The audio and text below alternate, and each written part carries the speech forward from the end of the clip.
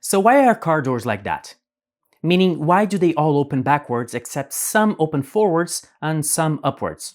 Is it a matter of style or luxury? Well, partly yes, but also because of technical needs. Needless to say, it also involves safety, as the backwards opening door offers the most protection against accidents and collisions, at the cost of being less comfortable. But were these standards always in place? And if not, where did they come from?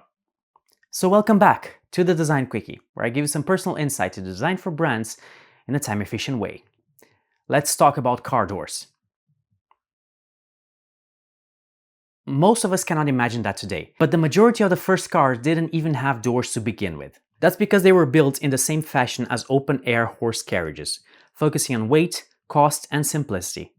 It was only after World War I that manufacturers started the adoption of closed-bodied vehicles, especially because of safety standards, which were closely related to the increased speed and complexity of the vehicles. And at that time, there was no real standard for car doors. Different manufacturers would apply their own ideas in a trial and error fashion that might have caused an accident or too many. This was particularly true about forward opening doors. Technically called rear hinge doors, these were very popular for offering wider opening, easier to access and more comfortable, especially for the back seats.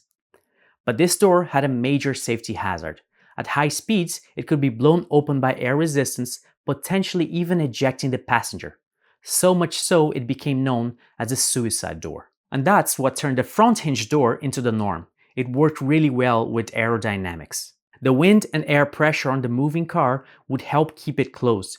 Plus, for the back doors, the B-pillar offered a much stronger structure for the hinge, with better protection against side collisions. But this was only true for the older car models, because the 2000s saw a renaissance of this style thanks to Rolls-Royce, who brilliantly rebranded it from suicide door to coach door, focusing on the extra space, the chauffeur-driven experience, and the intense engineering that went into making these doors completely safe, like massive hinges and multi-stage locking mechanisms.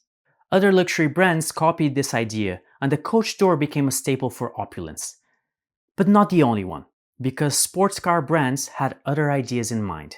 Enter Mercedes with their 300 SL model. This car was launched in 1952 and had a tubular shape that made it very impractical to hinge the doors by either the front or back.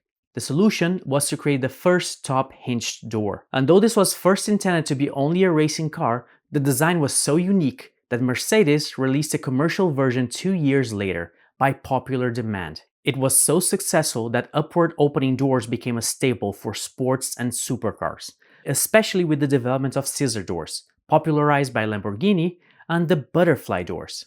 These are both heavy and expensive designs, but serve their main purpose as brand signatures for luxury supercars, flaring up and peacocking in the fashion that only a house-priced vehicle could. So there you have it. Most car doors open backwards because it's safer, more practical, and easier to produce. Other designs are viable but more expensive and reserved for the rich and powerful. And if you like this video, check my other ones. You might like them as well. Thanks for watching.